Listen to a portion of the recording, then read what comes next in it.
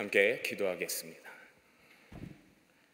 주께서 우리를 사랑하여 주셔서 일찍이 주의 말씀을 우리에게 허락하여 주시고 그 말씀으로 주의 것으로 삼으시니 참으로 감사합니다. 오늘도 주의 말씀을 묵상하고 우리의 가슴판에 새기고 주의 말씀을 따라 순종할 때 진정한 주의 백성, 복된 민족으로서 살아가게 될 줄 믿사오니 그 은혜를 누릴 수 있는 우리의 모든 광림의 권속이 될 수 있도록 인도하여 주옵소서. 말씀이 살아 역사하시는 줄 믿습니다. 우리의 가슴에 깊이 새겨져 하나님의 마음을 깨닫고 하나님의 영광을 바라보며 하나님의 은혜의 길을 걷게 도우실 줄 믿습니다. 그와 같은 강력한 역사가 오늘 이곳에 임하기를 간절히 원하오니 아버지여 우리를 축복하여 주옵소서. 그 말씀을 따라 간절히 구합니다. 아버지여 이 나라 이 민족을 위하여 간절히 기도할 때 아버지께서 이 나라 이 민족을 주의 것으로 삼으실 줄 믿사오니 우리의 기도를 들어 주옵소서. 거룩한 백성으로 회개하기를 원합니다. 주님의 것으로서 온전히 돌아설 수 있기를 간절히 원합니다. 이전에 있던 모든 악하고 약했던 모습들 다 벗어버리고 오직 주를 믿고 의지하여 주만 바라볼 수 있는 주의 백성들 될 수 있기를 원하오니 이 나라 이 땅 대한민국을 축복하여 주옵소서. 지금까지 있었던 모든 과거의 것을 먼저 회개할 수 있기를 원합니다. 저들은 아직 주님을 바라보지 못하여 주님께 나오지 못하여 회개치 못하나 우리가 이 민족을 위하여 간절히 구하며 회개할 때 우리의 기도를 대표해 들어주시고 우리의 민족을 위하여 역사하실 것을 믿사오니 주여 우리의 간절한 마음의 소원들, 기도의 제목들 우리의 있는 모습 그대로 내어드리는 회개의 기도를 들어 주옵소서. 우리의 이 땅에 있는 모든 악한 것들 도말하여 주시고 아버지의 뜻을 온전히 쫓을 수 있는 대한민국 되기를 원합니다. 이를 위하여 모든 지도자와 위정자들 기억하여 주시사 이들의 마음 가운데 주님의 마음이 있게 하여 주시며 주의 경외하는 마음이 있어 온전히 주의 뜻을 쫓을 수 있는 주님의 백성들이 될 수 있도록 인도하여 주옵소서. 민족의 지도자와 위정자들이 온전히 변화될 때에 이 땅이 주의 것을 따라 쫓을 수 있을 줄 믿습니다. 이를 위하여 간절히 구하오니 주여 앞으로 세워질 지도자 가운데 지금 있는 모든 위정자 가운데 아버지를 향한 온전한 사랑의 마음, 경외의 마음, 주를 쫓을 수 있는 순종의 마음이 있을 수 있도록 역사하여 주옵소서. 또한 주님께서 사랑하여 주셔서 우리의 마음 가운데 더욱더 사랑이 넘치게 도우시는 줄 믿습니다.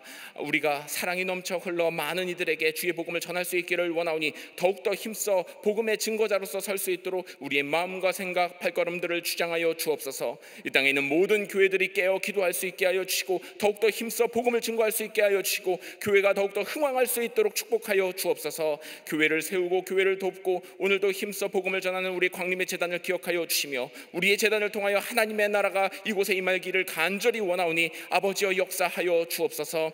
특별히 주님을 온전히 사모하여 세계 곳곳에 주님의 영광을 드러내기 위하여 또한 지교회와 선교센터를 짓고 있습니다. 아버지여 이 모든 계획 가운데 아버지께서 직접 주관하여 주시고 역사하여 주시며 우리에게 주님을 사랑하는 마음, 주님께서 사랑하시는 그 마음을 깨닫고 또한 이웃을 사랑하고 우리가 바라보지 못하나 각 지역에 있는 모든 주의 백성들을 사랑하기를 원하여 교회를 짓고 선교센터를 짓기를 원하오니 그 모든 손길 속에 아버지의 영광이 깃들어가며 아버지의 일들이 나타날 수 있도록 축복하여 사용하여 주옵소서.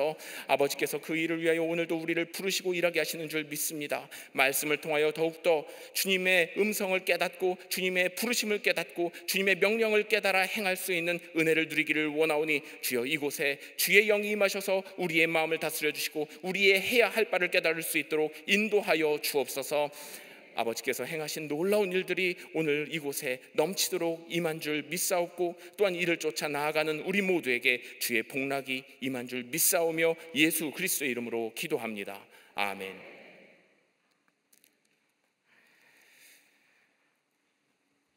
먼저 광고 말씀드립니다.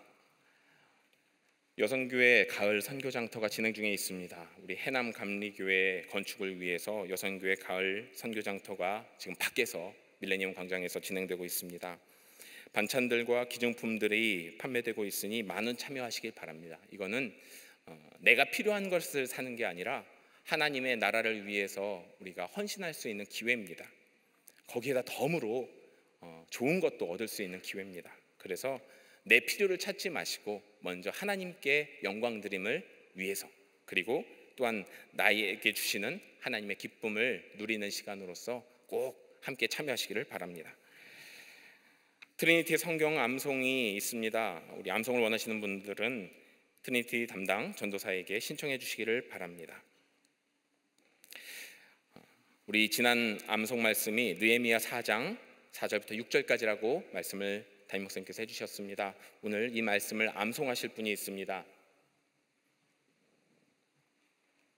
혹시 신청은 안 하셨지만 암송하실 분 있으시면 나와주시면 기쁨으로 참여해 주시면 좋겠습니다. 혹시 있으실까요? 없으신가요? 우리 없으시면 우리 다 같이 이 말씀을 읽을까요? 느헤미야서 4장 4절부터 6절까지의 말씀입니다. 느헤미야서 4장 4절부터 6절까지의 말씀입니다. 우리 같이 이 말씀을 한 목소리로 읽겠습니다. 함께 읽습니다. 우리 하나님이여 들으시옵소서. 우리가 업신여김을 당하나이다. 원하건대 그들이 욕하는 것을 자기들의 머리에 돌리사 노략거리가 되어 이방에 사로잡히게 하시고 주 앞에서 그들의 악을 덮어두지 마시며 그들의 죄를 도말하지 마옵소서. 그들이 건축하는 자 앞에서 주를 도노하시게 하였음이니이다 하고 이에 우리가 성을 건축하여 전부가 연결되고 높이가 절반에 이르렀으니 이는 백성이 마음들여 일을 하였음이니라. 아멘. 우리 다음번에는 꼭 많이 참여하시기를 바랍니다. 오늘 말씀을 읽겠습니다. 오늘 우리가 함께 나눌 말씀은 느헤미야서 8장부터 10장까지인데 그 중에서 9장의 말씀을 함께 교독하겠습니다. 느헤미야서 9장입니다.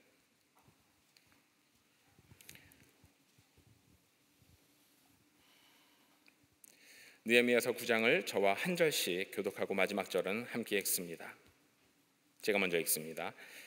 그달 29날에 이스라엘 자손이 다 모여 금식하며 굵은 베옷을 입고 티끌을 무릅쓰며 모든 이방 사람들과 절교하고 서서 자기의 죄와 조상들의 허물을 자복하고 이날에 낮 4분의 1은 그 제자리에 서서 그들의 하나님 여호와의 율법책을 낭독하고 낮 4분의 1은 죄를 자복하며 그들의 하나님 여호와께 경배하는데 레위 사람 예수아와 바니와 감미엘과 스바냐와 분니와 세레바와 바니와 그나니는 단에 올라서서 큰 소리로 그들의 하나님 여호와께 부르짖고 또 레위 사람 예수아와 간미엘과 바니와 하삼니아와 세레바와 호디아와 스바냐와 부다히아는 이르기를 너희 무리는 마땅히 일어나 영원부터 영원까지 계신 너희 하나님 여호와를 송축할지어다.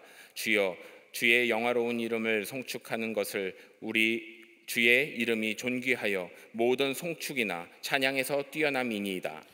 오직 주는 여호와시라. 하늘과 하늘들의 하늘과 일월 성신과 땅 위의 만물과 바다와 그 가운데의 모든 것을 지으시고 다 보존하시오니 모든 천군이 주께 경배하나이다. 주는 하나님 여호와시라. 옛적에 아브라함을 택하시고 갈대아 우르에서 인도하여 내시고 아브라함이라는 이름을 주시고 그의 마음이 주 앞에서 충성됨을 보시고 그와 더불어 언약을 세우사 가나안 족속과 헷 족속과 아모리 족속과 브릿 족속과 여봇 족속과 기르가스 족속의 땅을 그의 씨에게 주리라 하시더니 그 말씀대로 이루셨사오매 주는 의로우심이로소이다. 주께서 우리 조상들이 애굽에서 고난받는 것을 감찰하시며 홍해에서 그들의 부르짖음을 들으시고 이적과 기사를 베푸사 바로와 그의 모든 신하와 그의 나라 온 백성을 치셨사오니 이는 그들이 우리의 조상들에게 교만하게 행함을 아셨습니다. 주께서 오늘과 같이 명예를 얻으셨나이다. 또 주께서 우리 조상들 앞에서 바다를 갈라지게 하사 그들이 바다 가운데를 육지같이 통과하게 하시고 쫓아오는 자들을 돌을 큰 물에 던짐같이 깊은 물에 던지시고 낮에는 구름 기둥으로 인도하시고 밤에는 불 기둥으로 그들이 행할 길을 그들에게 비추셨사오며 또 시내산에 강림하시고 하늘에서부터 그들과 말씀하사 정직한 규례와 진정한 율법과 선한 율례와 계명을 그들에게 주시고 거룩한 안식일을 그들에게 알리시며 주의 종 모세를 통하여 계명과 율례와 율법을 그들에게 명령하시고 그들의 굶주림 때문에 그들에게 양식을 주시며 그들의 목마름 때문에 그들에게 반석에서 물을 내시고 또 주께서 옛적에 손을 들어 맹세하시고 주겠다고 하신 땅을 들어가서 차지하라 말씀하셨사오나 그들과 우리 조상들이 교만하고 목을 굳게 하여 주의 명령을 듣지 아니하고 거역하며 주께서 그들 가운데에서 행하신 기사를 기억하지 아니하고 목을 굳게 하며 패역하여 스스로 한 우두머리를 세우고 종되었던 땅으로 돌아가고자 하였나이다. 그러나 주께서는 용서하시는 하나님이시라. 은혜로우시며 긍휼히 여기시며 더디 노하시며 인자가 풍부하심으로 그들을 버리지 아니하셨나이다. 또 그들이 자기들을 위하여 송아지를 부어 만들고 이르기를 이는 곧 너희를 인도하여 애굽에서 나오게 한 신이라 하여 하나님을 크게 모독하였사오나 주께서는 주의 크신 긍휼로 그들을 광야에 버리지 아니하시고 낮에는 구름 기둥이 그들에게서 떠나지 아니하고 길을 인도하며 밤에는 불 기둥이 그들이 갈 길을 비추게 하셨사오며 또 주의 선한 영을 주사 그들을 가르치시며 주의 만나가 그들의 입에서 끊어지지 않게 하시고 그들의 목마름을 인하여 저들에게 물을 주어 40년 동안 들에서 기르시되 부족함이 없게 하심으로 그 옷이 헤어지지 아니하였고 발이 부르트지 아니하였사오며 또 나라들과 족속들을 그들에게 각각 나누어 주심에 그들이 시온의 땅 곧 에스본 왕의 땅과 바산한 옥의 땅을 차지하였나이다. 주께서 그들의 자손을 하늘의 별같이 많게 하시고 전에 그들의 열조에게 들어가서 차지하라고 말씀하신 땅으로 인도하여 이르게 하셨으므로 그 자손이 들어가서 땅을 차지하되 주께서 그 땅 가나안 주민들이 그들 앞에 복종하게 하실 때에 가나안 사람들과 그들의 왕들과 본토 여러 족속들을 그들의 손에 넘겨 임의로 행하게 하심에 그들이 견고한 성읍들과 기름진 땅을 점령하고 모든 아름다운 물건이 가득한 집과 판 우물과 포도원과 감람원과 허다한 과목을 차지하여 배불리 먹어 살찌고 주의 큰 복을 즐겨 싸우나 그들은 순종하지 아니하고 주를 거역하며 주의 율법을 등지고 주께로 돌아오기를 권면하는 선지자들을 죽여 주를 심히 모독하였나이다. 그러므로 주께서 그들을 대적의 손에 넘기사 그들이 곤고를 당하게 하심에 그들이 환난을 당하여 주께 부르짖을 때에 주께서 하늘에서 들으시고 주의 크신 긍휼로 그들에게 구원하신 구원자들을 주어 그들을 대적의 손에서 구원하셨거늘 그들이 평강을 얻은 후에 다시 주 앞에서 악을 행함으로 주께서 그들을 원수들의 손에 버려두사 원수들에게 지배를 당하게 하시다가 그들이 돌이켜 주께 부르짖음에 주께서 하늘에서 들으시고 여러 번 주의 긍휼로 건져내시고 다시 주의 율법을 복종하게 하시려고 그들에게 경계하셨으나 그들이 교만하여 사람이 준행하면 그 가운데에서 삶을 얻는 주의 계명을 듣지 아니하며 주의 규례를 범하여 고집하는 어깨를 내밀며 목을 굳게 하여 듣지 아니하였나이다. 그러나 주께서 그들을 여러 해 동안 참으시고 또 주의 선지자들을 통하여 주의 영으로 그들을 경계하시되 그들이 듣지 아니하므로 열방 사람들의 손에 넘기시고도 주의 크신 긍휼로 그들을 아주 멸하지 아니하시며 버리지도 아니하셨사오니 주는 은혜로우시고 불쌍히 여기시는 하나님이심이니이다. 우리 하나님이여 광대하시고 능하시고 두려우시며 언약과 인자하심을 지키시는 하나님이여 우리와 우리 왕들과 방백들과 제사장들과 선지자들과 조상들과 주의 모든 백성이 아수르 왕들의 때로부터 오늘까지 당한 모든 환난을 이제 작게 여기지 마옵소서. 그러나 우리가 당한 모든 일에 주는 공의로우시니 우리는 악을 행하여 싸우나 주께서는 진실하게 행하셨음이니이다. 우리 왕들과 방백들과 제사장들과 조상들이 주의 율법을 지키지 아니하며 주의 명령과 주께서 그들에게 경계하신 말씀을 순종하지 아니하고 그들이 그 나라와 주께서 그들에게 베푸신 큰 복과 자기 앞에 주신 넓고 기름진 땅을 누리면서도 주를 섬기지 아니하며 악행을 그치지 아니하였으므로 우리가 오늘날 종이 되었는데 곧 주께서 우리 조상들에게 주사 그것의 열매를 맺고 그것의 아름다운 수산을 누리게 하신 땅에서 우리가 종이 되었나이다. 우리의 죄로 말미암아 주께서 우리 위에 세우신 이방 왕들이 이 땅에 많은 소산을 얻고 그들이 우리의 몸과 가축을 임의로 관할하오니 우리의 곤란이 심하오며 우리가 이 모든 일로 말미암아 이제 견고한 언약을 세워 기록하고 우리의 방백들과 레위 사람들과 제사장들이 다 임봉하니이다 하였느니라. 아멘. 오늘은 느헤미야서 6장부터 10장까지의 말씀을 우리 함께 나누도록 하겠습니다.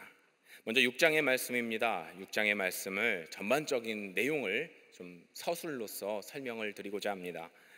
예루살렘 성벽 가급적 빠른 시일 안에 건축되어야만 했었습니다. 이 공사를 오래 끌면 끌수록 힘겨운 백성들의 조직력 분명히 무너질 수 있는 상황이 될 것이고 무엇보다도 대적자들의 협박과 위협이 구체적이고 무력적인 행동으로 발전할 수 있는 상황에 놓이게 되었습니다. 이에 느헤미야는 백성들을 독려하여 내부의 결속을 다졌다는 내용이 바로 5장까지의 말씀입니다. 그리고 이어서 6장에서는 성벽이 완성되어 갈 즈음에 우려했던 일이 발생하고 있음을 볼 수 있습니다. 산발락과 도비아를 비롯해 아람 사람 게셈까지도 가세한 대적자들이 이제 성벽 건축이 마무리되어 가고 있다는 소식을 전해서 더욱더 강하게 적대 행위를 계획하고 있음을 볼 수 있습니다. 대적자들은 먼저 이스라엘 공동체의 지도자인 느헤미야를 제거하는 데 목적을 둡니다. 느헤미야가 없다면 예루살렘 성전 재건 사업 분명 무력하게 될 것이기 때문입니다. 대적자들은 이전보다 더욱 교활한 계획을 세우기 시작합니다. 첫 번째 방법으로 느헤미야를 예루살렘에서 바깥으로 유인합니다. 느헤미야에게 사자를 보내서 예루살렘에서 북서쪽으로 약 32.4km 정도 떨어진 오노 평야에서 만나고자 제의를 합니다. 이 오노라는 곳은 산발랏이 통치하는 지역 국경 근처였으며 겉으로는 느헤미야와 모종의 협약을 맺기 위한 것으로 위장하고 그렇게 불러들입니다.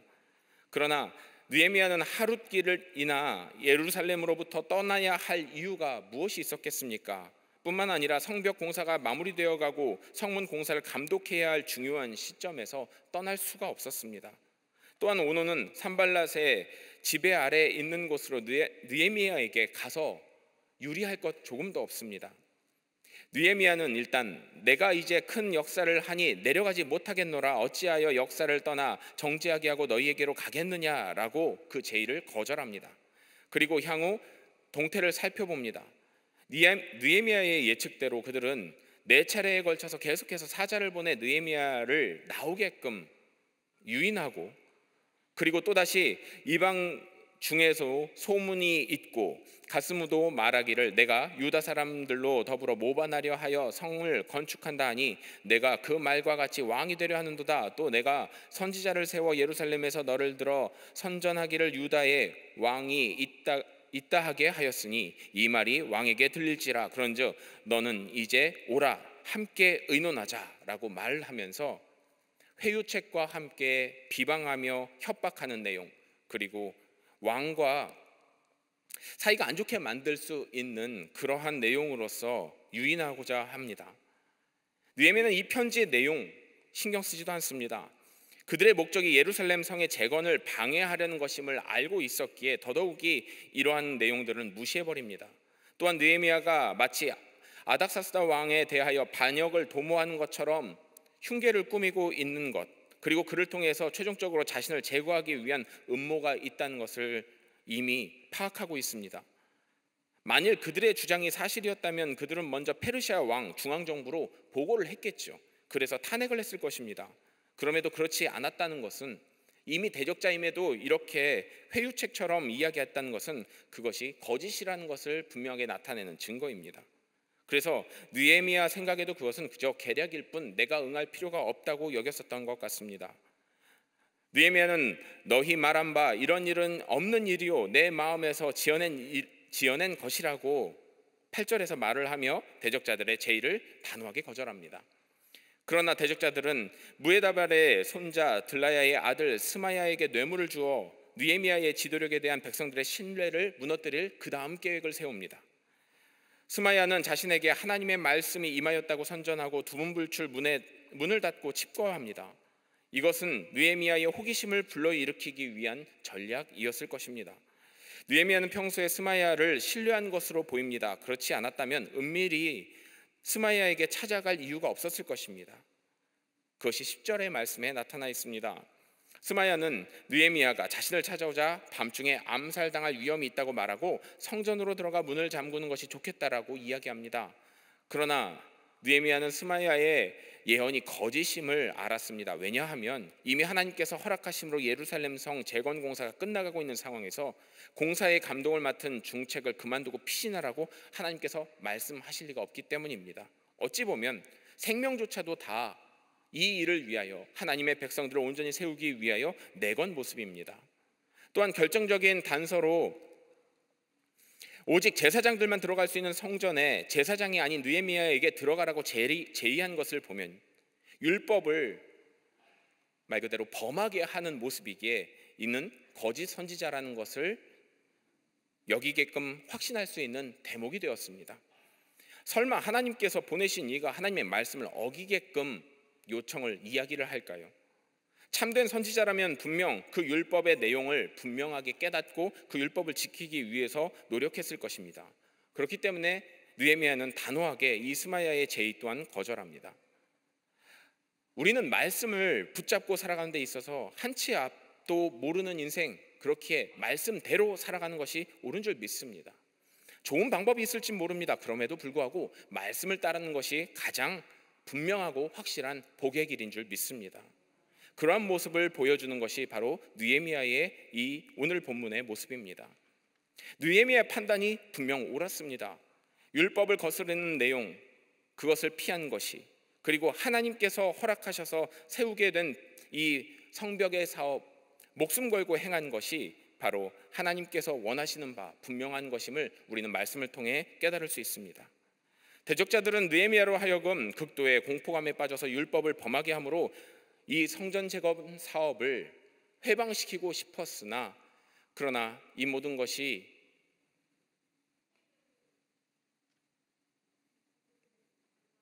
안 보인다고요? 네, 걱정하지 마세요. 지금 제가 말씀드리는 거는 6장의 전반적인 걸 설명을 하고 그 다음에 프린트볼 넘어갈 거예요.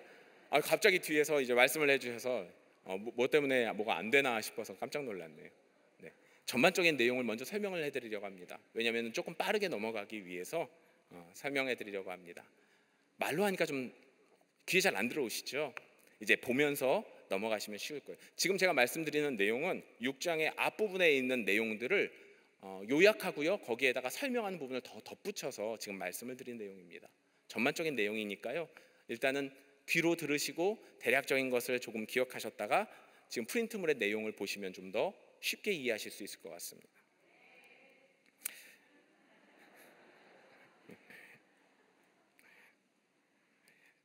그래서 이제 이스라엘의 회복을 상징하는 예루살렘 성을 재건하게 되었습니다. 마침내 예루살렘 성 사업이 대단합니다. 52일 만에 이 놀라운 큰 사업을 완성을 합니다.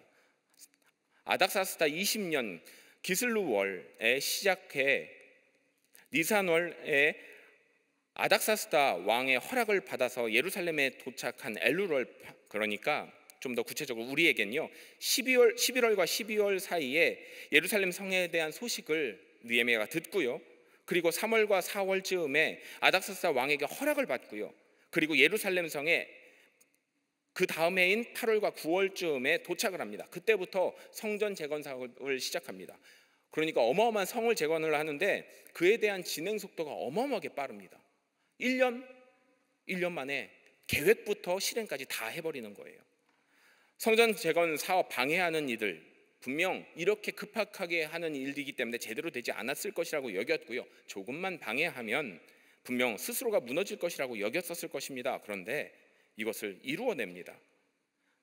느헤미야는 이렇게 고백합니다. 이것은 하나님께서 하신 일이라고요.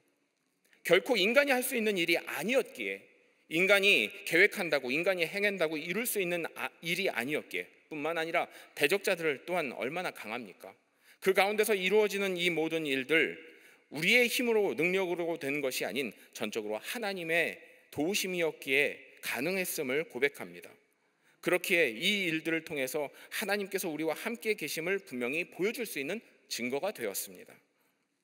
예루살렘 성의 파괴가 여호와께 범죄한 이스라엘 열조들의 불신과 불의의 결과였다는 이 역사적 사실, 그것을 다시 한번 상기시키고요, 그리고 또한 이 회복, 재건을 통해서 하나님께서 하나님의 백성으로서 온전히 회복시키실 것을 믿는 믿음으로써 이 모든 일들을 이루어집니다. 그리고 이것이 완성됨으로써 하나님께서는 우리의 회복을 위해서 역사하고 계심을 분명히 모든 민족이 깨닫게 되었을 것입니다. 그래서 그 모든 것을 통해서 기뻐하며 회개하며 주님께 영광 돌립니다. 이와 같은 내용의 말씀이 바로 6장의 내용의 말씀입니다.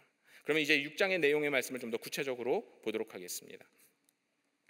먼저 6장의 내용 가운데 이걸 간단하게 이야기하면, 예루살렘 성벽 재건에 대해 다루는 이 말씀 속에선 특히 1장부터 7장까지 전반적인 말씀 속에서 핵심인 이 6장은 어려운 와중에서도 성공적으로 완료되었음을 나타내고 있습니다. 그래서 이 모든 것이 다 여호와의 섭리로 인하여 완료되었음을 나타내는 증거하는 말씀이 바로 이 6장의 말씀입니다. 여호와의 섭리로 인하여 완료되었음을 나타내는 말씀입니다.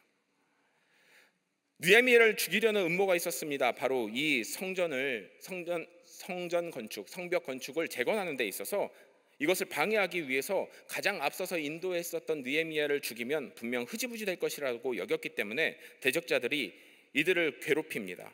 그리고 말 그대로 유인책을 펼쳐서 죽이려고 합니다. 산발랏 일당은 바로 그 점을 노립니다. 지도자 없으면 분명 무너질 것이라는 것을요. 그래서 평화를 미끼로 유인작전을 펼쳐서 은밀하게 죽이려고 합니다. 그런데 여기에 넘어가지를 않죠. 그래서 이 모든 어려움들을 잘 극복합니다. 느헤미야가 물론 지혜로운 부분이 있을 것입니다. 그런데 지혜로움 단순히 그것만이 아니라 하나님에 대한 분명한 믿음의 확신이 있었다는 것입니다. 그렇기 때문에 이와 같은 결론을 내릴 수 있었고 담대하게 그 일들을 행해 나갈 수 있었을 것입니다. 특히 느헤미야는 엄연히 이야기하면 아닥사스다 왕의 관원이잖아요. 그와 문제가 생기면요, 특히 말 그대로 반역자로 여겨지면은 더더욱 큰 문제가 되지 않겠습니까? 한 사람으로 인하여 다 무너질 것이니. 그렇기 때문에 분명 어려움이 생겼을 터인데 담대하게 그 일을 추진해 나갑니다. 그런 거에 아랑곳하지 않고요. 왜냐하면 하나님께서 느헤미야의 판단력을 지키심과 더불어서 그의 생명까지 보호하고 계셨음을 분명히 믿었기 때문에, 그리고 그 증거로서 끝까지 이 성벽이 이루어졌음을 그 증거로서 보여주셨기 때문에 더더욱이 모든 백성들이 확신하고 나아갈 수 있었습니다. 다 쓰셨죠?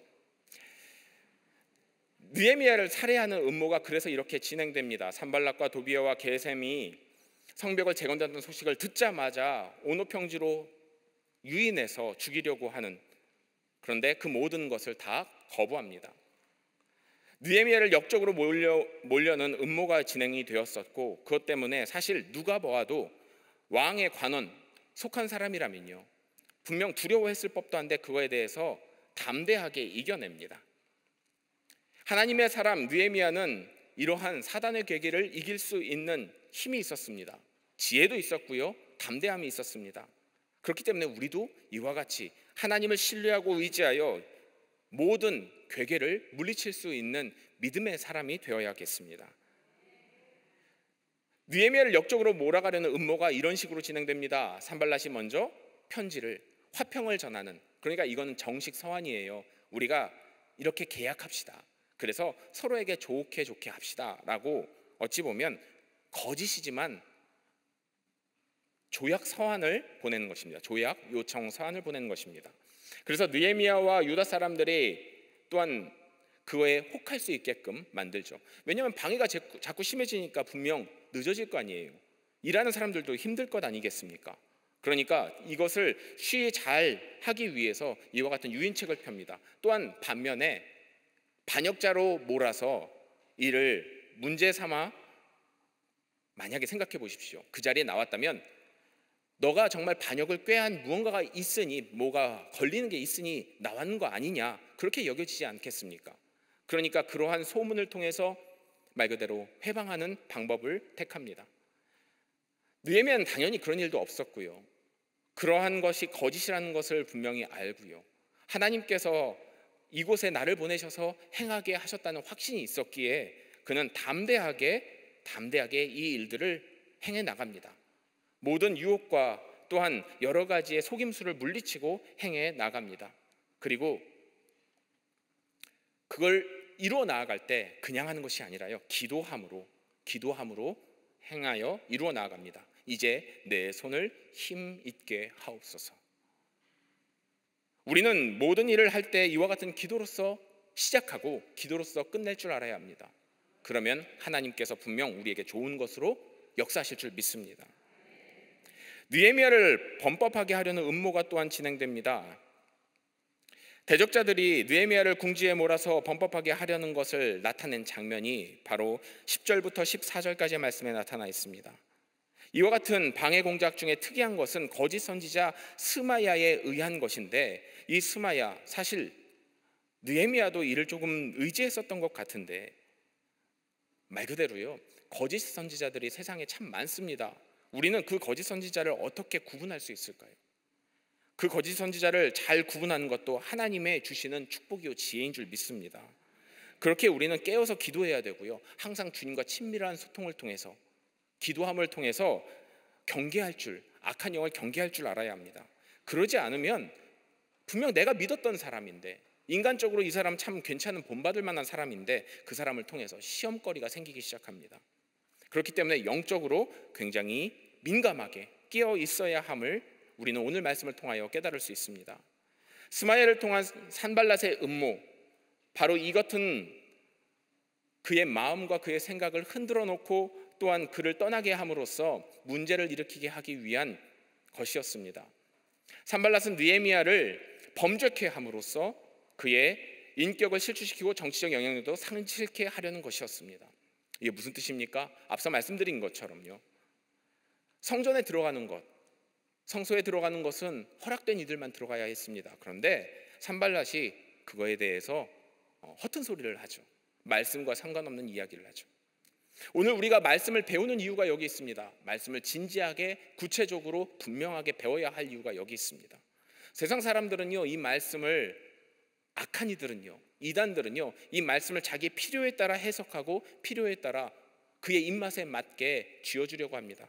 그런데 내게 입맛에 맞다고 할지라도 그것은 내게 좋은 것이 아니에요. 무조건 단 것이, 내 입에 단 것이 좋은 걸까요? 그렇지 않지 않습니까? 하나님의 말씀은 때로는 우리의 마음을 조금 불편하게 할지도 모릅니다. 그런데 시간이 지나고 보면, 돌아보면 분명히 깨닫습니다. 이것이 내 삶의 양약이라는 것을 말입니다. 그렇기 때문에 우리는 하나님의 말씀에 집중하고 하나님 말씀에 따라 살아야 함이 옳은 것임을 항상 잊지 말아야겠습니다. 오늘도 우리가 말씀을 붙잡고 살아갈 때, 말씀을 배울 때요, 다른 이들이, 소위 말하는 이단과 다른 신을 섬기는 이들이 이 말씀 가지고 뭐라고 해석한들, 분명한 하나님의 말씀, 그 온전한 말씀만을 내게 주어지도록 바르게 내 마음에 새길 수 있도록 힘쓰실 수 있기를 바랍니다. 그럴 때 우리의 삶에 진정한 축복의 길이 열릴 줄 믿습니다. 그러한 모습을 자꾸 끌어들이는 것이 바로 이 거짓 선지자 스마야입니다. 하지만 철저한 하나님 중심으로 살았던 느헤미야, 그는 이와 같은 유혹에도 결코 흔들리지를 않습니다. 사실 그냥 인간의 눈으로 보기에는 이를 수월하게 쉽게 해결할 수 있는 방법이 그냥 옆에서 이렇게 이야기하는 것들을 따르는 것이 쉬운 것으로 보일지도 모르겠습니다.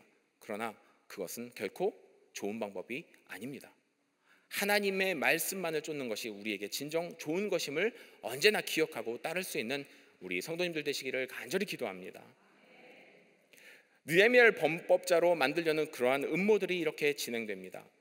그리고 성벽 재건 공사의 완료가 됐음에도 또다시 흔들려는 음모는 계속 진행되고 있음을 15절부터 19절 말씀 속에 볼 수 있습니다.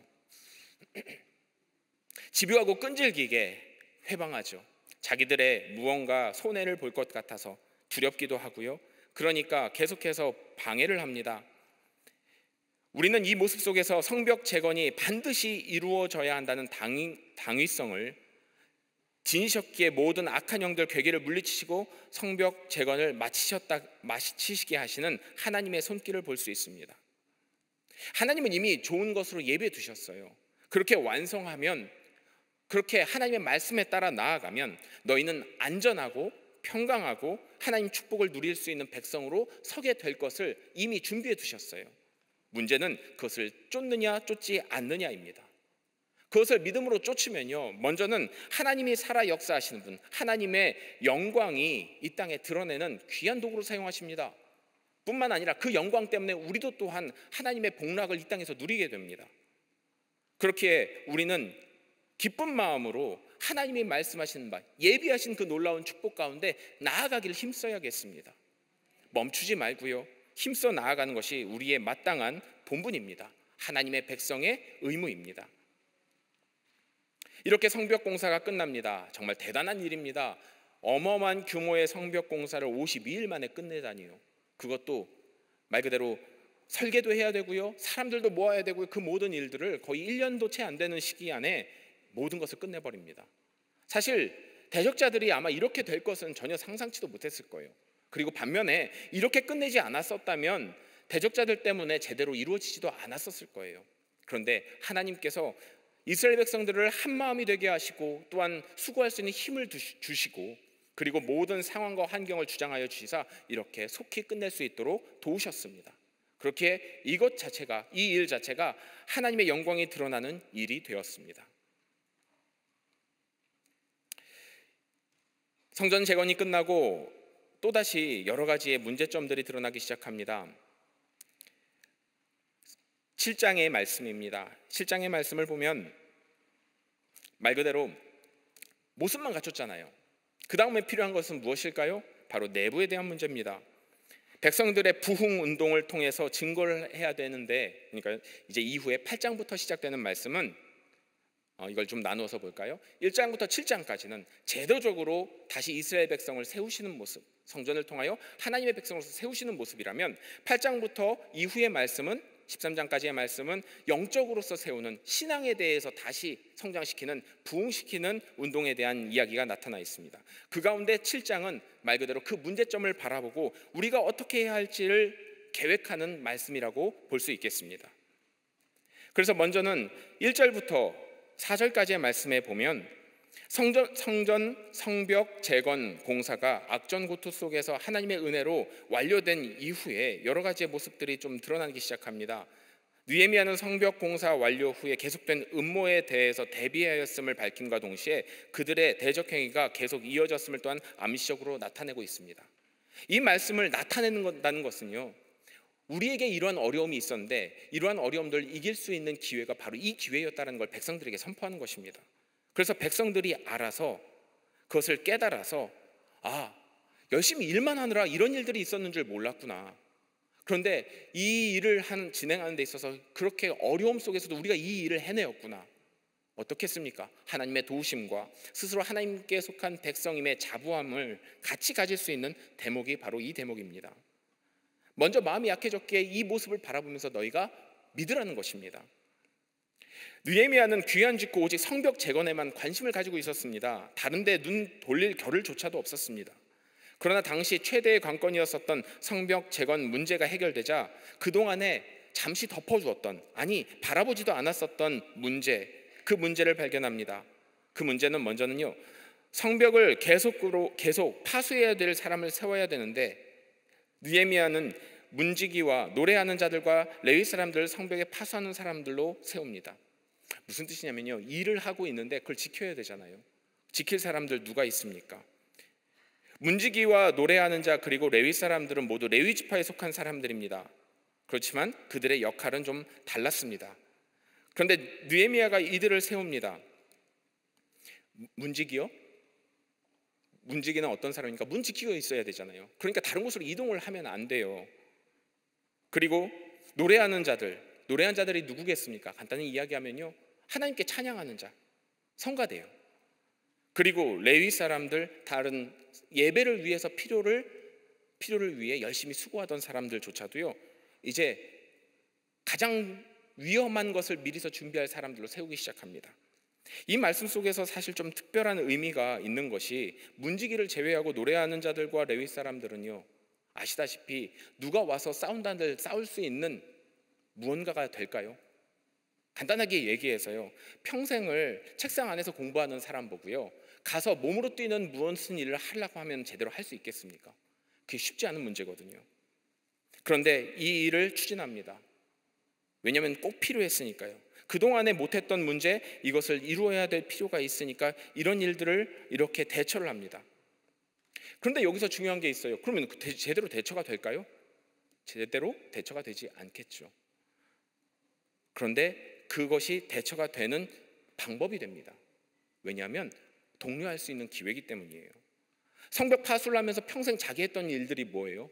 문지기는요, 문을 지키는 일이죠. 상징적인 일을 하게 됩니다. 문지기, 그것을 지켜야 되는 역할. 노래하는 자, 그곳에서 찬양을 합니다. 지킬 때 두렵잖아요. 그러면 맨날 했던 거 할 거 아니에요. 밤에 보초 서는데요, 무서운데 맨날 노래했던 사람이 뭐 하겠어요? 그곳에서 노래하겠죠. 그럼 그 노래 듣는 이들은 어떨까요? 아, 하나님께서 우리를 도우시는구나. 왜냐하면 그 노래 찬양이거든요. 맨날 울려 퍼지는 것이 그 성벽 앞에서 찬양을 합니다. 그러니 거기에 함께 일하는 사람들이 어떻겠습니까? 뿐만 아니라 레위 사람들, 분명히 마음가짐이 달라질 거예요. 우리가 만든 성벽은 하나님께서 일하시는, 하나님께서 역사하시는 곳이구나라는 것을 깨닫게 되었을 것입니다. 이것은 그냥 필요에 의해서 만든 성벽이 아니라 하나님께서 이곳에 함께 계시고 하나님께서 역사하시는 곳, 그러한 의미가 바로 레위 사람들이 그곳에 있다는 것을 통해서 보여지게 됩니다. 그래서 이 문제의 해결을 위한 대처로서 이와 같은 일들이 있습니다. 성벽 재건 이후 예루살렘 성을 파수하는 과정 가운데 생긴 이 문제들을 해결하기 위해 간구한 것, 그리고 구체적으로 또 다른 방법들을 나타냅니다. 1차 귀환자들의 명단을 서술하면서 문제 해결의 실마리를 암시하는 대목으로서 우리가 볼 수 있습니다. 즉, 성벽 중건 이후에 부딪힌 예루살렘 인구 감소의 현실적인 문제에 대해 느헤미야가 거시적인 관점에서 대처하는 방안에 대한 내용인데, 바로 인구의 이주 정책을 통해서 이 모든 것을 이루어갈 수 있는 방법으로 삼았다는 것입니다.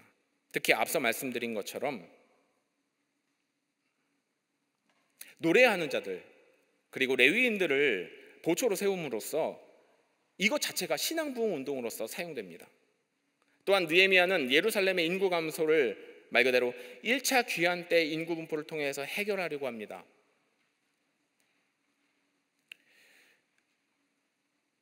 1차 귀환 때 명단을 통해서 이 백성들이 조상이 할당받아 점유했던 살던 곳이 바로 이곳임을 기억하면서 다시 이곳으로 불러 모읍니다.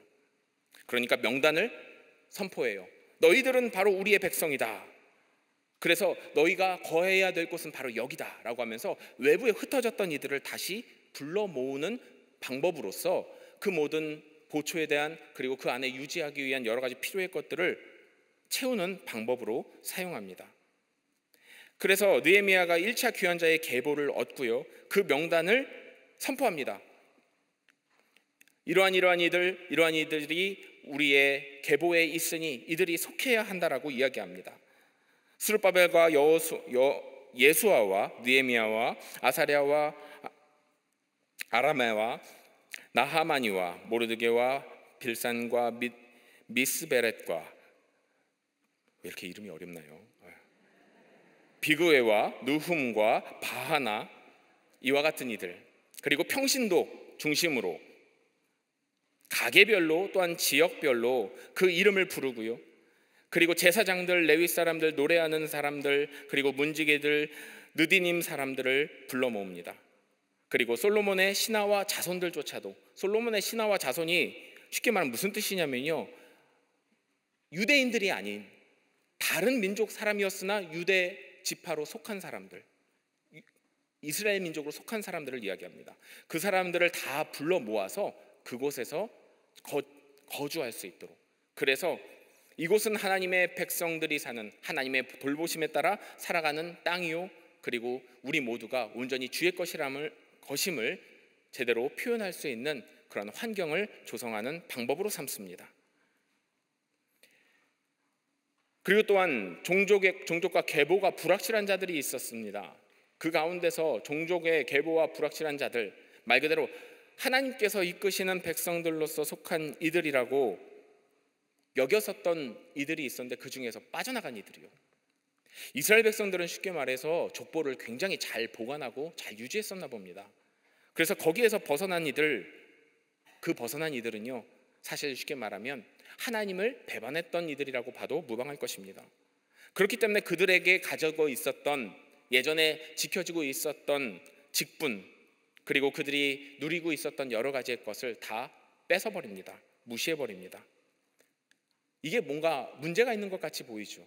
아니요, 그렇지가 않아요. 왜냐하면 분명히 너희가 지키고 하나님의 말씀을 지키고 하나님의 믿음을 지키고 있었으면 그 계보에 분명히 이름이 들어있을 터인데 그러지 못했음.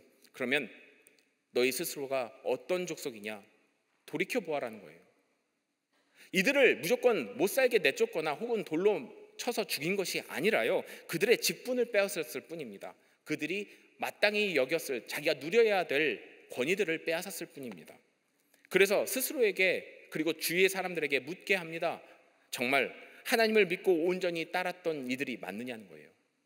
그렇다면 우리의 이름이 마찬가지로요, 생명책에 기록되어 있겠죠. 오늘 이 말씀을 통해서 우리도 또한 생각해 볼 것이 있습니다. 우리의 이름이 정말 생명책에 기록되어 있나요? 기록되어 있는 줄 믿습니다. 성전 재건을 위한 헌물의 내역들이 이제 또 나타납니다. 내가 이렇게 정성껏 드렸습니다. 말 그대로 포록이 잡혀서요, 이주했던 이들이에요. 얼마나 풍족할까요? 얼마나 많은 것을 가지고 있을까요? 물론 우리 지난 시간에 담임 목사님께서 말씀하셨던 것처럼 하나님께서 도우셔서 왕의 조소를 들고 나아가 통행세 같은 것을 내지 않았기 때문에 그들이 가지고 나온 재산들 그대로 유지하고 올 수가 있었어요. 그런데 그렇다고 할지라도 그들이 얼마나 풍요롭게 부유하게 있을까요? 물론 느헤미야와 같이 고급 관료도 있었을 것입니다. 그러나 그들 모두가 그런 건 아니지 않습니까? 대부분이 다 외부에서 이동해 온 이들인데, 아시다시피요, 어느 지역에 가더라도요, 물론 그 지역이 통째로 다 새로운 사람들이 유입된 곳이면 상관없겠지만 그러지 않고요, 몇몇만 새로운 기존에 살던 사람들 안에 그 공동체에 들어가려고 하면 쉽지가 않죠. 가서 인사를 해도 제대로 인사도 안 받아주는 경우가 많고요, 소위 말하는 텃세 부리는 경우가 많지 않아요. 그곳에서 열심히 살아서 부유하게 되고 열심히 살아서 잘 되게 된다는 것, 사실 그렇게 쉽지가 않지 않습니까? 그러니 이스라엘 백성도 사실은 물론 열심히 수고함으로 지혜로움으로 하나님께서 높여주신 이들도 분명 있겠습니다만 그렇지 않은 이들도 꽤 많았을 것입니다. 그럼에도 불구하고 그들이 하나같이 다 하나님께 예배하는데, 하나님께 정성을 드리는데 부족함 없이 넘치도록 드립니다. 왜요? 하나님께 드리는 것이니까요. 이것이 예물의 모습입니다.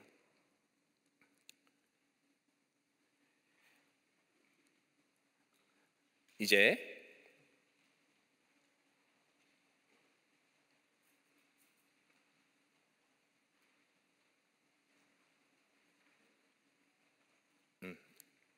이제 8장의 말씀으로 들어가겠습니다. 느헤미야서 전체가요, 어떤 주제를 갖고 있느냐, 이제 사실 학자들마다 조금씩 표현이 다릅니다만 가장 한마디로 표현을 해본다면 이스라엘의 회복이라고 말할 수 있을 것입니다. 이스라엘의 회복. 그 회복이라는 주제로 본다면 앞서 말씀드린 것처럼 1장부터 7장까지의 말씀에서는 행정적인 면, 실질적인 면의 준비 과정이라고 표현할 수 있을 것이고, 8장부터 13장까지의 말씀은 신앙의 회복에 대해서 다루고 있음을 볼 수 있습니다. 그래서 앞서 말씀드린 것처럼 7장의 의미가 중요하고요, 그리고 이어지는 8장과 9장의 의미가 중요합니다. 하나님의 백성으로서 회복을 위해 성벽의 완성은 제도적인 뼈대이었고 결코 소홀하게 여길 것은 아닙니다만 이제 그 안의 내용을 채워야겠죠. 그래서 신앙의 부흥의 운동을 시작하고자 합니다. 그것이 느헤미야의 행한 그 다음 계획이었습니다. 이를 위해서 예루살렘에 충성된 귀한 자들을 정착시키는 일이 있었고요, 그게 바로 준비 과정이에요. 7장에 나타난 준비 과정이에요. 그 준비 과정을 이어서 말 그대로 11장에 그 다음 이야기가 이어지고 있습니다. 그러니까 8장부터 10장까지는 말 그대로 영적인 운동을 위한 내용들이 담겨져 있습니다. 실제적으로 이렇게 이동해서 이런 일들을 해왔습니다. 우리가 제도적으로 이런 것들이 필요해서 이렇게 했습니다. 그리고 이런 결과가 나왔습니다. 라는 말씀이 바로 7장까지와 이어서 11장에 이어져 있고요. 그리고 이 중간에 8장부터 10장까지의 말씀은 말 그대로 신앙을 위한, 우리 내면을 채우기 위한 모습에 대한 내용입니다. 에스라와 느헤미야의 공동 지휘 아래 이루어진 이 공동체의 영적 회복 운동에 대해서 나타난 말씀이 바로 이 8장부터 10장까지의 말씀입니다. 8장부터 10장까지의 말씀, 다시 세운 성벽 안의 성읍에 아무 사람이나 채울 수 없음을 또한 암시하는 내용이기도 합니다. 하나님의 약속을 받은 언약 백성으로서 그 정체성이 확고하고, 그리고 그 약속이 분명히 내 것으로 여겨지는 자들만 그곳에 살아야 한다는 것을 이야기하는 내용이기도 합니다. 그리고 또 반대로 이야기하면요, 우리 모두가 하나님의 약속을 믿고 의지해야만 한다라는 내용이기도 해요. 이곳에 사는 이들은 하나님의 약속된 백성이다. 그렇기 때문에 자격 있는 자만 들어와라. 그런데 그 자격은 우리 모두에게 주어졌으니 너희가 믿어야 한다. 여기 우리 모두가 믿어 이 안에서 함께 살자. 그 같은 맥락의 말씀이 나타나는 것이 바로 이 본문의 말씀입니다. 그래서 예루살렘에 거하기에 합당한 자들, 오직 하나님의 구속과 부흥을 경험한 민족, 그러한 민족들로 채워야 함을 말씀합니다. 그래서 8장에서는 율법을 위임받은 백성에 대해서 강조하며 말씀하고 있고요. 주제가 8장에서는 율법을 위임받은 백성, 그리고 9장에서는 자신이 하나님을 의존하고 있음을 인식하는 민족, 스스로가 나는 하나님을 의지하고 있습니다, 나는 하나님의 것입니다, 하나님 없이는 안 됩니다라는 고백이 있는 백성임을, 민족임을, 그렇게 해야만 함을 나타내고 있습니다. 그리고 10장에서는 신실한 순종의 삶에 온전히 헌신하는 민족이 되어야 한다라고 계속 강조해서 그 방향으로 이끌어가고 있는 말씀임을 볼 수 있습니다. 그래서 이를 통해서 하나님과의 언약이 갱신됩니다. 먼저 갱신이라는 표현이 어찌 보면 조금 어색하게 이해하기가 불편하실지도 모르겠어요. 이 갱신이라는 단어 우리가 보통 하면 계약을 하는데 그 계약사항이 계속해서 이어질 수 있도록, 그리고 계약이 혹시 조금 변동되면 그 조항들을 협의하에 변동돼서 또다시 이어질 수 있도록 하는 것이 갱신이잖아요. 근데 사실은 엄밀히 이야기하면 하나님께서는 약속을 바꾸신 적이 없어요. 이미 아브라함 때서부터 모든 이스라엘 민족을 위해서 역사하신 하나님, 약속하신 하나님, 그것은 그대로 유지되고 있습니다. 한 번도 그 약속을 바꾸신 적이 없어요. 문제는 그걸 바라보는 이스라엘 민족이 수시로 그 상황에 따라 마음이 변했다는 게 문제입니다. 그렇기 때문에 이 갱신이란 표현은 사실은 하나님 입장에서가 아니라 이스라엘 백성 입장에서예요. 이스라엘 백성 입장에서 잊어버리고 외면하고 혹은 약해졌던 그 모든 것을 갱신함으로써, 갱신이라는 표현으로써 다시 확고하게 자리 잡겠노라, 원래의 약속을 내가 믿고 의지하겠노라라고 선포하는 것이 바로 이 갱신이라는 표현으로 대신한 것입니다. 그를 위해서 율법을 먼저 낭독을 합니다. 8장 1절부터 18절까지의 말씀에서는 율법, 곧 하나님의 말씀이 온전한 삶의 중심이 되어야 함을 알고요, 이것을 선포합니다. 하나님의 말씀은 삶의 현장에서 역사함, 그것을 상징적으로 보여주는 옛날 이야기, 우리 예전 세대의 이야기가 아니라 지금 이 순간 살아 역사하시는 하나님의 말씀임을 기억하게 하는 것이 바로 이 율법 선포입니다. 그래서 이 말씀을 너희가 기억하고 이것이 명령이고 이것을 지켜 행하는 것이 바로 하나님의 백성이다. 보아라, 지금 이 성벽을 재건하고 그리고 우리가 여기 거할 수 있는 것, 하나님께서 도우시지 않았으면 이건 불가능한 일 아니겠느냐. 하나님께서 이미 우리에게 약속하셨다. 그 약속이 지금 우리에게 이미 임했다. 그러니 잊지 말아라. 약속은 변하지 않았다. 그 약속, 이 말씀 속에 나타나 있으니 그 약속의 말씀 우리가 꼭 붙들고 나아가자라는 의미에서 외치며 선포합니다. 그것이 바로 8장 1절부터 18절까지의 내용입니다. 그래서 신명기 12장 12절에서 너희 하나님 여호와 앞에서 즐거워할 것이요 라고 명령을 하셨으니 느헤미야는 이렇게 이야기합니다. 여호와를 기뻐하는 것이 너희의 힘이니라. 그 말씀을 지켜서 행하는 것이 우리가 이렇게 승리하고 우리가 이렇게 누릴 수 있는 축복이 근간이 된다라는 말씀으로 선포합니다. 이 말씀을 그대로 이어보면요, 말씀을 그대로 행하는 삶을 이야기하는 것이죠. 이와 같이 율법을 낭독하고요, 그를 통해서 깨닫고요, 그리고 이를 통해서 우리가 하나님의 백성으로서 온전히 속했음을 나타내는 방법이 바로 이 율법의 낭독 선포입니다. 이와 같이 하나님께서는요, 말씀으로, 그 당시에는 율법이었죠, 말씀으로 주의 백성들의 신앙을 회복시켜 주십니다. 참 신기하고 놀라운 일이에요. 예전에 약속하셨던 말씀을 읽어 선포하니까요, 그것을 듣는 자마다 그 마음이 감동이 돼서요, 주님 앞에 무릎을 꿇습니다. 회개하기 시작하고요, 그리고 주님을 믿고 주님의 뜻을 쫓기를 간절히 사모하며 결단을 합니다. 그 역사가 나타나는 말씀이 바로 이 8장의 말씀입니다. 율법 준수는 하나님 백성의 의무입니다. 마땅히 지켜야 될 의무입니다.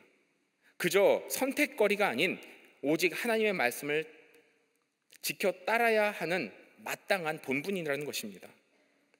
그래서 율법에 대한 순종 가장 중요시 여겨서 그 말씀을 선포하고요, 그것을 따르기를 요청하는 것이 바로 느헤미야의 이 선포입니다.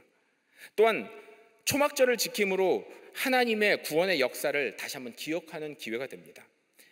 율법을 보니까요, 성경 말씀에, 율법 말씀에 이렇게 나타나 있어요. 초막절을 지키라고요, 명절 절기를 지키라고요.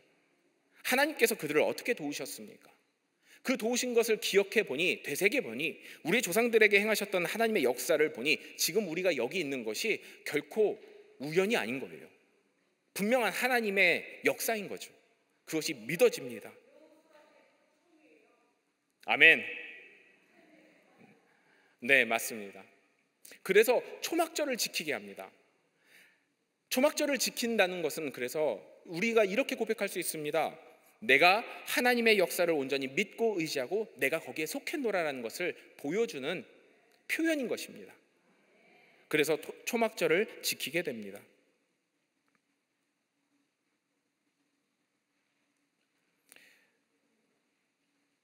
에스라가 율법을 낭독해서 이와 같은 신앙의 회복을 이끄는 모습들이 바로 이 1절부터 12절까지의 말씀에 나타나 있습니다. 이걸 읽을 때에 백성들이 이 말씀이 너무나 감사하고 사모하게 돼요. 우리 그러신 경험 있으시죠? 어느 날인가 뜬금없이 마음이 곤고하고 허전하고 문제가 있을 때 열심히 말씀을 찾다 보니까 어떤 한 말씀이 내 마음에 확 다가와요. 그래서 그 말씀이 자꾸 머릿속에 되뇌여져요. 그리고 그 말씀을 되뇌이면서 자꾸 묵상하다 보니까 저절로 내 엉그러졌던 마음이 풀어지는 것을 느낄 때가 있습니다. 그러한 역사를 지금 이스라엘 민족이 바로 이곳에서 경험하는 것입니다. 모두가 그 말씀을 사모하게 되었고요, 그 율법 듣기에 너무나 기뻐서 쫓아가게 됩니다. 그런 모습이 1절부터 3절까지 나와 있고, 또한 4절부터 6절까지에서는 그로 말미암아 하나님을 향한, 하나님의 말씀을 향한 경외함이 더욱더 커져 나갑니다. 그리고 그 말씀을 들음으로 인해서 깨달아집니다. 절로 깨달아집니다. 우리 예전에 우리 믿음의 선배들 중에서 이러신 분이 있었어요. 한글을 한 번도 배워보지 못하신 권사님, 그런데 성경을 읽다 보니까 한글을 다 깨우치세요. 그리고 누구보다 더 지혜로운 말씀을 하세요. 그게 어찌 설명이 가능하겠습니까? 그저 하나님께서 주신 지혜입니다. 말씀을 듣고 말씀을 온전히 깨달은 자는요, 놀라운 지혜를 얻게 됩니다. 이스라엘 백성들도요, 그 말씀을 듣다 보니까 깨달은 바가 있어요. 내 삶을 어떻게 이끌어가야 할지, 내가 어떤 방향으로 가야 할지 깨닫게 됩니다. 그 깨달음에 대한 고백들이 바로 7절과 8절에 나타나 있으며, 그로 인해서 이 공동체가 점점 더 회복되고 있음을 나타내는 것이 바로 9절과 12절까지의 말씀입니다. 또한 이어서 초막절의 규례를 준수하고자 함을 결단하는 모습을 볼 수 있습니다. 3차 귀환 이후에 이스라엘 백성이 갖게 된 율법에 대한 열심, 그 열심이 바로 초막절 규례에 이어집니다. 말씀이 너무나 사모하게 돼요. 말씀이 너무나 귀한 걸 느껴요. 그러니 그 말씀 따라야죠. 하나님께서 말씀하셨어요. 초막절 그 지킴을. 이것은 곧 하나님께서 우리에게 역사하셨다는 그 증거를 나타내는 것이거든요. 그것을 믿는 고백입니다. 그 고백이 바로 초막절의 지킴의 모습입니다. 그 모습을 13절 말씀에서는 지도자들이 율법에 대한 열심으로써, 여기서 말하는 지도자들이라는 것은요, 단순히 몇몇 사람들을 이야기하는 것이 아니에요. 이끄는 자들을 이야기하는 것입니다. 특별히 우리가 나라의 지도자들, 위정자들을 위해서 기도하지 않습니까? 매번마다 기도하잖아요. 왜 기도해야겠습니까? 사실 그렇습니다. 한 사람 한 사람이 모여서 그 놀라운 일들을 행할 수 있기도 합니다만, 지도자, 바른 지도자 한 사람이 서서 이끌어갈 때 그 민족의 큰 부흥을 이끌어갈 때 있음을 볼 수 있습니다. 특히 느헤미야서에서요. 느헤미야 한 사람의 하나님께서 주신 사명과 소명, 그리고 능력으로 말미암아 놀라운 일들이 일어나고 있잖아요. 이와 같이 같은 모습으로 각 지파, 각 소속된 족속들의 지도자들을 통해서 말씀이 온전히 믿어지고 그 말씀을 사모하게 되고 경외하게 되니까 놀라운 일들이 일어나기 시작해요. 이와 같은 모습을 보면 우리가 더욱더 힘써 이 나라, 이 민족의 지도자들 위해서 기도해야 될 이유가 되지 않겠습니까? 기도하시길 바랍니다. 또한 율법에서 발견된 초막절 규례를 보며 이것을 철저히 지키기를 결단합니다. 네, 지금 방금 말씀하신 게 지금 내용이에요. 제가 하나를 더 넘겼었네요. 그래서 다시 보여드린 거고요. 한편 에스라서에서도 이 초막절을 지킨 기사가 나옵니다. 에스라서 3장 4절 말씀에 따르면 단순히 초막절 준수의 기사가 번제 드리는 모습으로만 언급됩니다. 그게 전부예요. 그러나 오늘 본문 말씀에 보면 율법책을 7일 동안 낭독하고 초막을 준비하는 장면들이 나타나 있고요. 그리고 이렇게 함으로 율법에 따라 규례를 철저하게 지키고 있음을 강조하고 있습니다. 이를 통해서 우리는 순종할 때 기쁨을 누리게 되며 지도자들의 율법에 대한 열심은 백성들의 신앙 회복의 초석이 된다는 것을 알 수 있습니다. 우리가 잊지 말아야 될 것이 있어요. 말씀을 들었잖아요. 들어서 감동이 됐잖아요. 그러면 그걸 행해야 돼요. 행하지 않으면, 많이 들어보셨죠? 행하지 않는 믿음은 죽은 믿음이라고요. 마찬가지로 초막절에 대한 필요와 의미를 깨닫게 됐어요. 말씀을 통해서 깨달음을 얻었어요. 그러니 그걸 행해야죠. 바로 행합니다. 그래서 우리도 이 말씀을 통해서 기억해야 합니다. 말씀을 듣고 깨달았잖아요. 그러면 때, 장소 기다리지 마시고 듣는 즉시, 깨달은 즉시 바로 행하시길 바랍니다. 바로 행함이 바로 복입니다.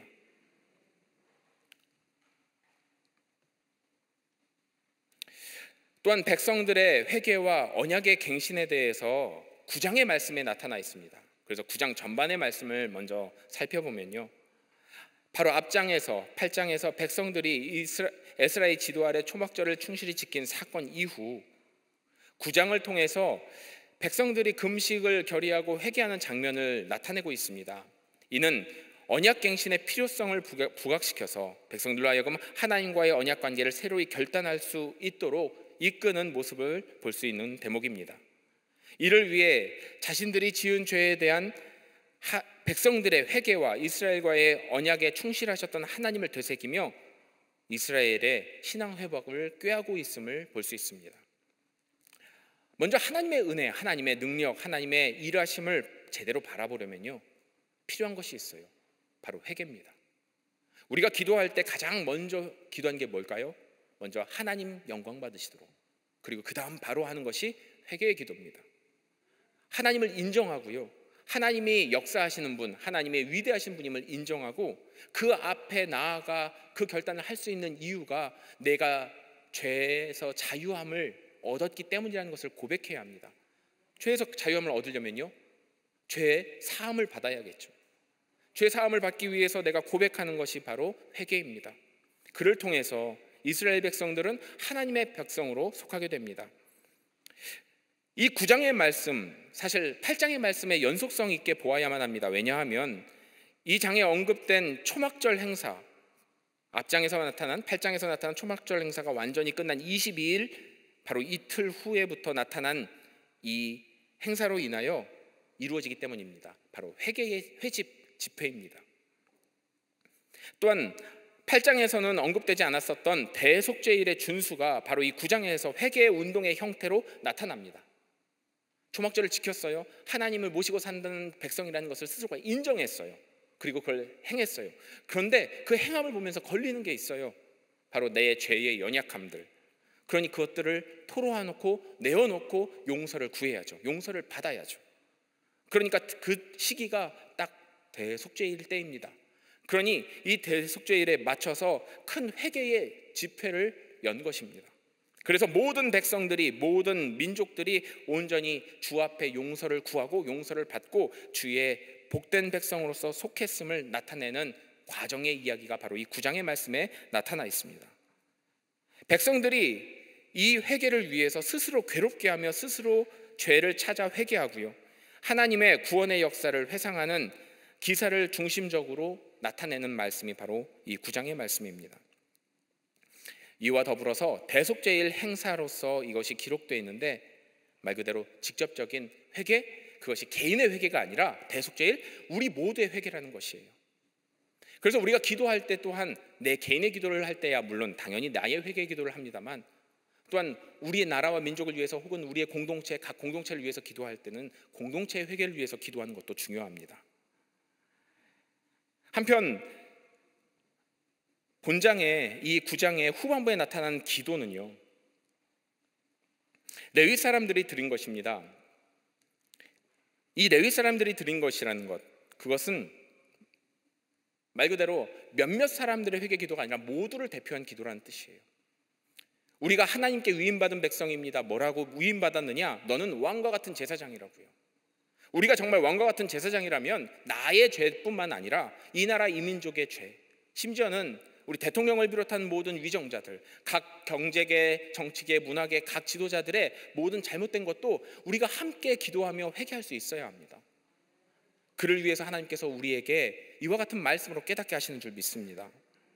그래서 이와 같은 기도함으로 이들이 온전히 주의 언약의 백성임을 다시 한번 상기시켜 줍니다.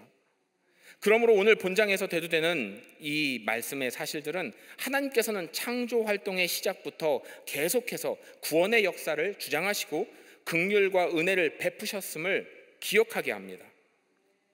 그러니까 한 번도 하나님은 놓치지 않으셨어요. 이스라엘 백성들을 내버려 둔 적이 없으시고요, 끊임없이 주님 앞에 설 수 있도록 이끄셨던 분입니다. 그 음성을 듣고 쫓는 이들은 주님 앞에 온전한 백성으로 서고 주의 축복을 누리며 주님께서 약속하신 그 약속을 성취하게 됩니다. 그러한 약속의 성취를 드러내는 말씀이, 그 과정이 바로 오늘 본문에 있고, 그를 위해서 필요한 것이 바로 온전한 신앙의 회복이라는 것입니다. 그리고 또한 이 고백의 형식이 사실 시편에도 비슷한 형식으로 나타나는 부분이 있습니다. 바로 시편 106편의 말씀인데, 그 106편의 말씀에 보면 언약 백성에 의지할 것은 자신과 인간의 행위가 아니라 하나님의 긍휼과 신실하심 덕분이라는 거예요. 우리의 능력으로 할 수 없는 깨달음, 그리고 그 안에서 나타난 회개의 고백, 그것은 하나님의 역사하심, 하나님의 우리를 향한 마음 때문이라는 것입니다. 그래서 우리가 잊지 말고 기억해야 할 것, 행함, 순종, 그리고 온전히 이 모든 것을 이루시는 것이 하나님이시라는 사실입니다. 백성들은 그래서 철저한 회개를 합니다. 바로 1절부터 5절까지의 말씀에 그 회개가 나타나 있는데, 백성들이 금식함으로, 죄를 고백함으로 이 회개를 합니다. 그리고 마찬가지로 회개할 때도 율법을 낭독하며 회개를 촉구합니다. 왜냐?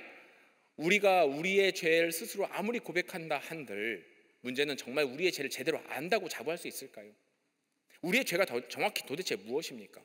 우리가 윤리적인 도덕적인 죄, 아니면 하나님께서는 그것보다 더 귀하게, 더 크게 여기시는 게 있어요. 하나님을 향한 마음이요, 하나님을 향한 마음을 저버리는 것이요. 그럼 그것이 바로 진정한 죄거든요. 그 죄를 분별할 수 있는 방법은요, 다른 거 없습니다. 오직 말씀밖에 없어요. 그래서 회개를 위해서는요, 먼저 선제되어야 될 것이 있으니 말씀을 듣고 깨닫고 그 말씀 위에서 회개하는 것입니다. 말씀 없이 회개하는 것은 어찌 보면 공허한 외침일지도 모릅니다. 그렇기 때문에 말씀 가운데 회개함이 중요합니다. 우리가 하나님 앞에 회개 기도를 드릴 때 그냥 오늘의 나의 죄가 아니라 하나님께서 하신 약속의 말씀에 근거하여, 그 말씀에 의지하여 회개하는 것이 필요합니다. 그 말씀을 붙잡고 항상 회개하며 기도하실 수 있기를 바랍니다. 그리고 또한 백성들을 대표해서 기도하는 레위인들에 대한 이야기가 나타나 있습니다. 레위인들의 간구와 하나님께 대한 송축의 말씀, 이 말씀을 보니까요, 그러니까 9장 1절부터 5절까지의 말씀을 보니까 이것이 지금 우리의 예배의 과정과 많이 흡사해요. 우리의 예배의 형식, 순서는요, 사실 오랫동안 믿음의 우리의 선배들이 하나님께서 기뻐 받으실 만한, 그리고 그것에 정제해서 우리가 하나님께 마음을 온전히 드릴 만한 것들을 여러 가지의 경험적으로 해서 만들어 놓은 순서입니다. 그런데 이것이 아주 고대에서부터 있었던 건 아니잖아요. 말 그대로 이게 압축 요약이 돼서 나타났습니다. 그 압축 요약이 된 모습이 바로 오늘 본문의 1절부터 9장 1절부터 5절까지 해서 나타나 있는데, 이 순서가 이렇습니다. 먼저 회개가 있고요, 그리고 하나님께 경배가 있습니다. 그리고 간구와 송축으로 나타납니다. 이것이 어찌 보면 아주 원초적인 예배의 원형, 모형이라고 보셔도 무방할 것입니다.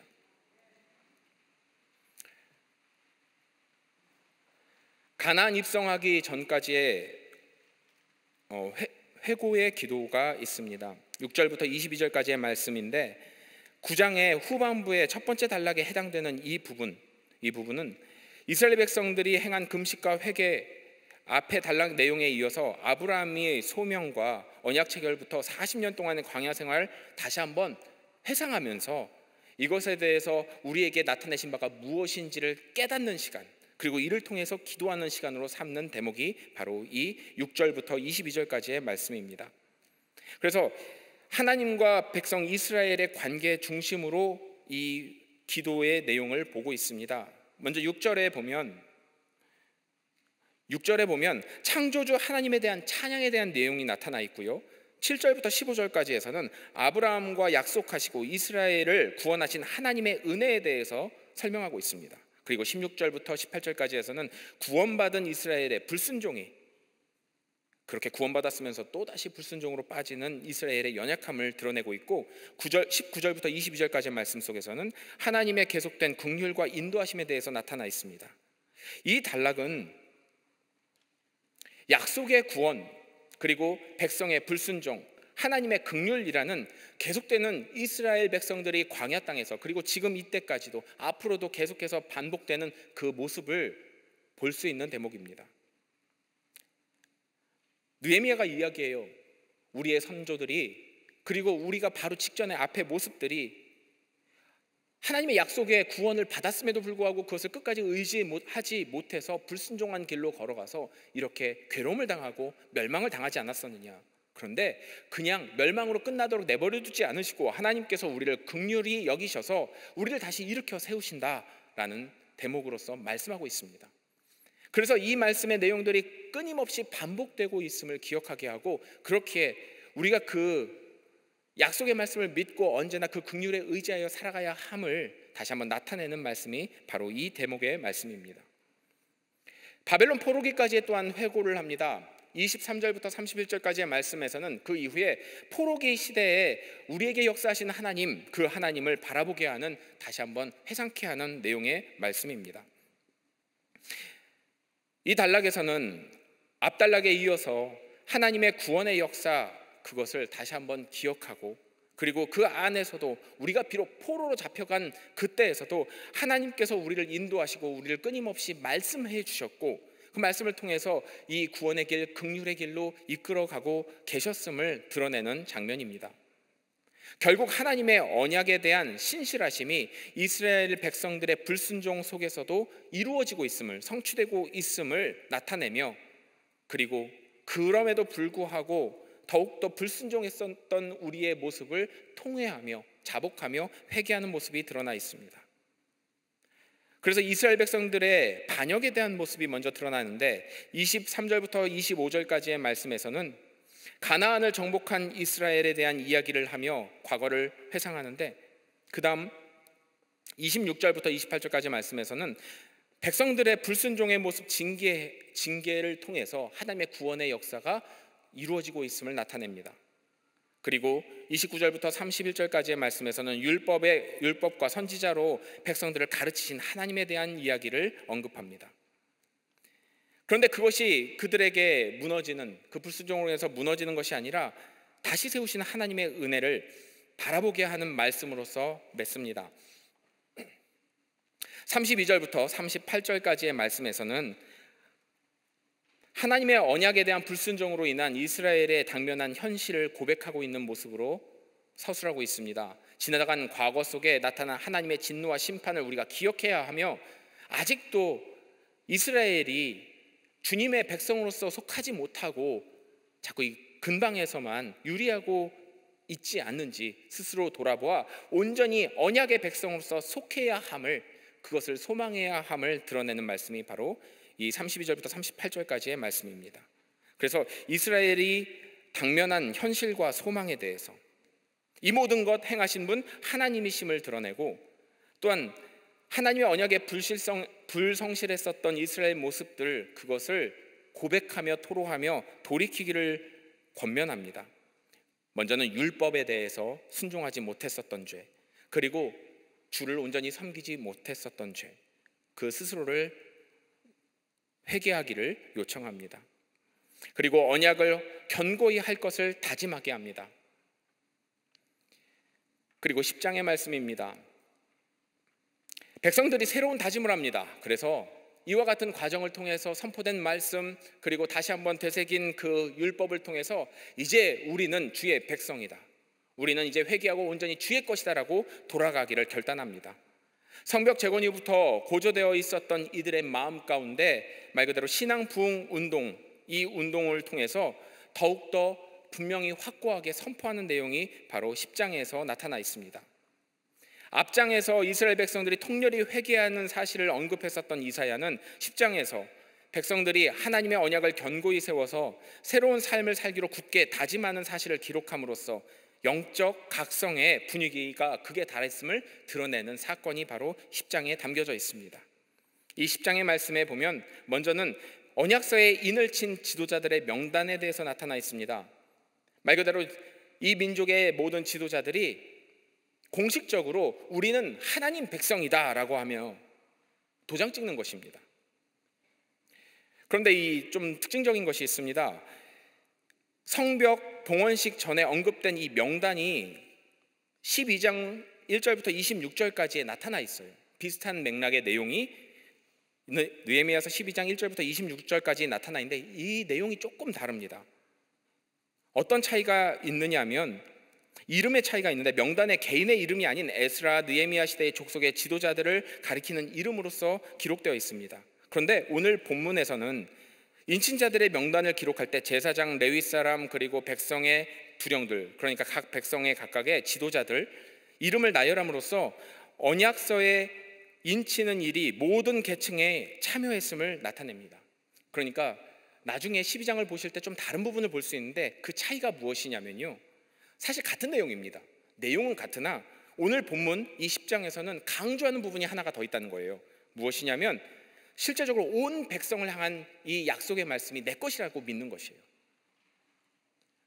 하나님께서 우리에게 약속하셨습니다, 그 약속을 내가 믿습니다 라고 하면서 도장을 찍은 것이 12장의 말씀과 오늘 10장의 말씀 동일한 것인데, 그 중에 특징적인 것은 한 사람도 놓치지 않고 모두가 다 이 약속에 참여했습니다 라는 것을 드러내는 것이 바로 이 본문 말씀입니다. 인친 지도자들의 명단이 나옵니다. 제사장들의 명단과 레위 사람들의 명단과 그리고 백성들의 이제 두목이라고 표현을 했는데 간단하게 요약을 하니까 그런데 말 그대로 지도자들입니다. 그리고 율법 준수에 대해서 결단을 합니다. 남아있는 이스라엘 회중 전체가 언약을 지킬 것을 결단하는 장면이 언급되어 있습니다. 율법 준수의 결단, 이 결단에는 구체적으로 남아있는 전체 회중의 율법 준수를 위한 결단의 말씀이 28절과 29절에서, 그리고 이방인과의 통혼을 금하기 위한 결단이 30절 말씀에서, 그리고 안식일과 성일, 그리고 안식년을 지키기 위한 결단의 말씀이 31절에 나타나 있습니다. 여기서 특징적인 것은 이방인과의 통혼을 금한다는 것, 역사적으로도 보셨잖아요. 왕들이 평화 유지 정책으로서 말 그대로 다른 나라 공주를 아내로 삼습니다. 그때 꼭 했던 일이 있어요. 우상을 데리고 온 거예요. 동일한 그런 모습들이 계속해서 역사적으로 반복됩니다. 그러니까 그것을 끊어버립니다. 이건 하지 맙시다.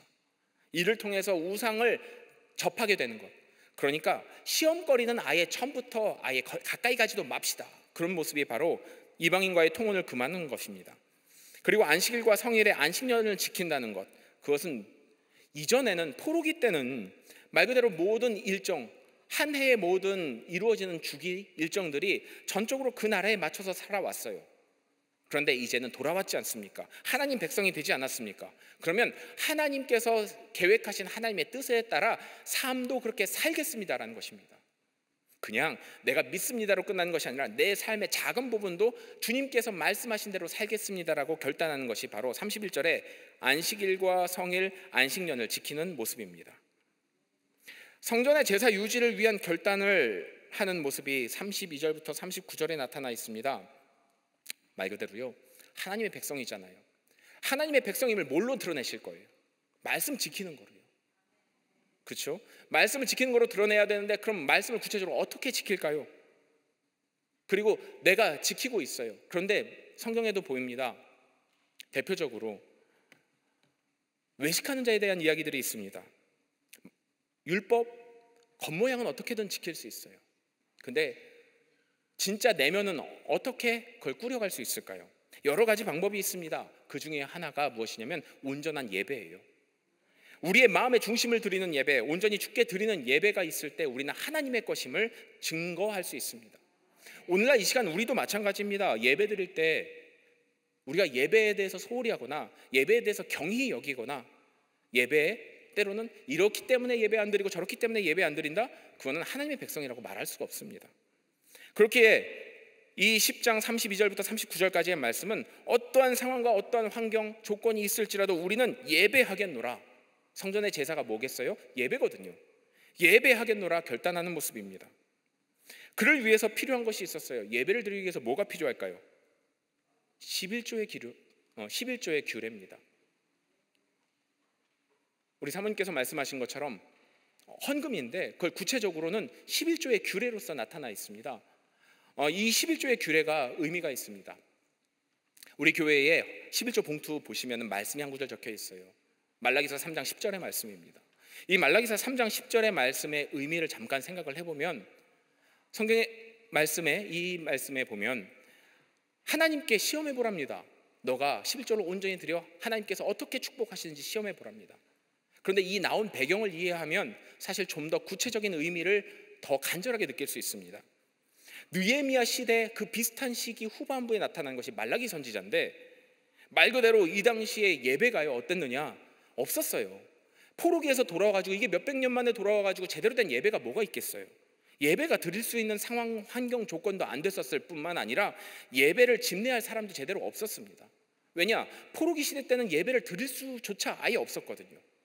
그러니 제대로 된 제사의 형식도 없었고요. 제사를 필요로 하는 물품도 없었어요. 근데 이제 돌아왔잖아요. 하나님 백성으로 살기로 했잖아요.